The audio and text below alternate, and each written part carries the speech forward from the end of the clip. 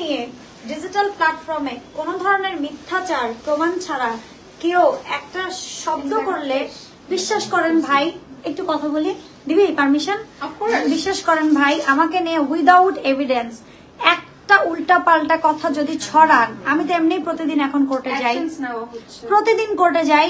So ICT ডিভিশনে মামলা করতে আমার বেশি সময় লাগবে না। যেখানে দেখবো, আমি অলরেডি দুজনের নাম নোট করছি এবং একজনের বিরুদ্ধে অলরেডি সাধারণ ডায়েরি করছি। আমি জাস্ট অ্যাকশনে নিব, আমি আর চুপ করে থাকবো না, কারণ এটা আমার জন্য মেন্টালি কি পরিমাণে ট্রমা এটা আমি জানি।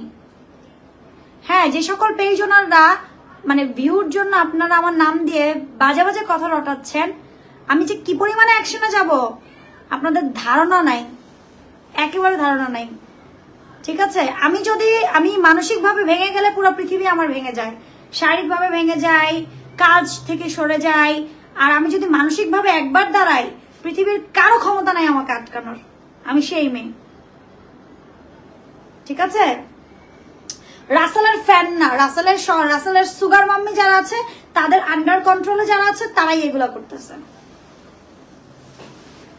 আন্ডার কন্ট্রোল দেখাই দিব, আইন সবার জন্য সমান। এইভাবে মানে হুটহাট করে বললেন না এগুলা, মেন্টালি ডিস্টার্ব করতে আসছেন লাইভের মধ্যে। প্লিজ লাইভে দিয়েন না, এলিগেন্স দিতে হলে উইথ প্রুফ দিতে হবে, নাহলে একদম আইসিটি ডিভিশন থেকে একদম সমন দিয়ে এবার আর কোনো কথা নেই, এবার ডাইরেক্ট মামলা।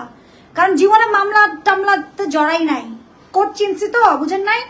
এখন কোর্ট চিনছি, আইসিটি ডিভিশন সহজ হয়ে গেছে, 14 শিকার ভাত খাওয়াই দিতে পারবো একটা তিনিং বিং করলে। আপনারা কথা বলেন, পজিটিভ বলেন, নেগেটিভ বলেন, মিথ্যাও ছড়াবেন কেন? মিথ্যা এলিগেশন দিবেন কেন? জিনিস হচ্ছে আপু বেশ কিছু জিনিস নিয়ে অনেকদিন ধরে আপসেট, আমি প্রচন্ড মেন্টালি ডিস্টার্ব, আপনারা আরো ডিস্টার্ব করতেছেন। ওয়াই? কেন? সাপোর্ট করা উচিত না, মানে এইসব অযথা কথাগুলো না বলে। তারাই বলে বলতেন, আবার তারাই লাইভে আসলে খোঁচাইতে থাকে। 3 বিয়ে করে ঝাল বেড়ে গেছে। 3 বিয়ে কেন? ইসলামে শুনেন, ইসলামে বিয়ে নিষেধ নাই, আপনাদের কাছে নিষেধ করতে জানেন?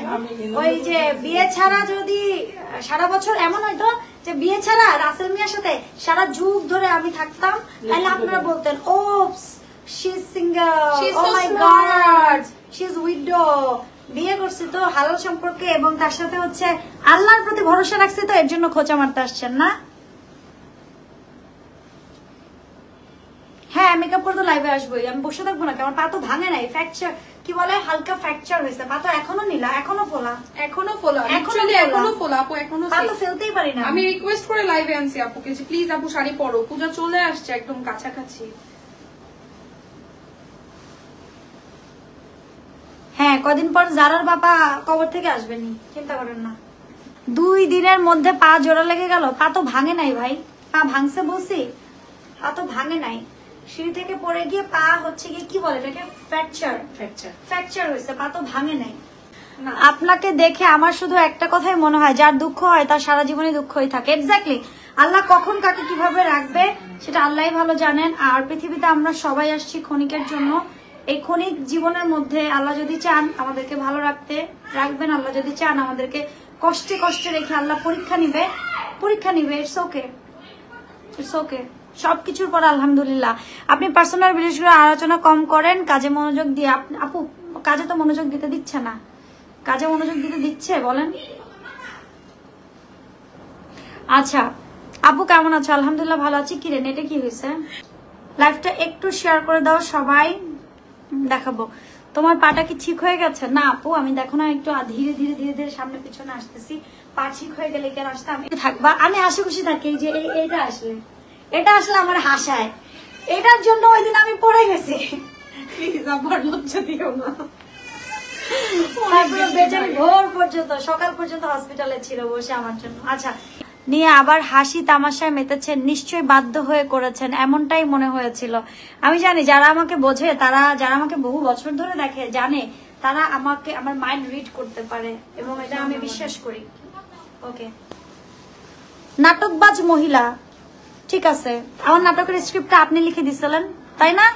একটা গ্রুপ অফ কোম্পানির সিইও মানে চেয়ারম্যান এসে গেছে, চেয়ারম্যান আপু এসে আমাকে বুঝাই গেছে, বর্ষা আমরা সবাই আছি, জাস্ট ধরবা আর ছাড়বা, যে যা করবে। এতদিন অনেক চুপ করেছিলাম, অনেক চুপ করেছিল। সেই বর্ষাকে দেখতে চাই, যে বর্ষা আগে ছিল।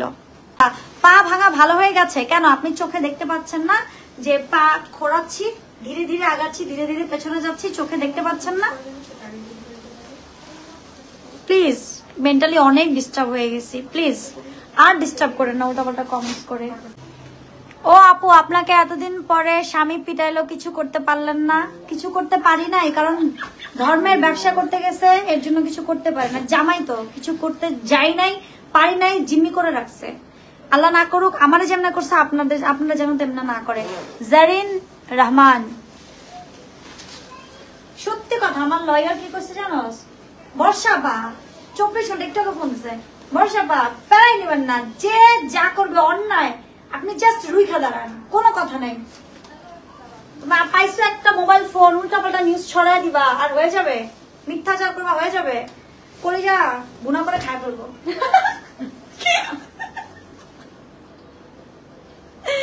আচ্ছা, এটা দেখে নিচ্ছে, আমাদের একটু দিও। তুমি কি খাবো? মেয়েও খাবে, খালাও খাবে। দোয়া করো আয়শা আপু।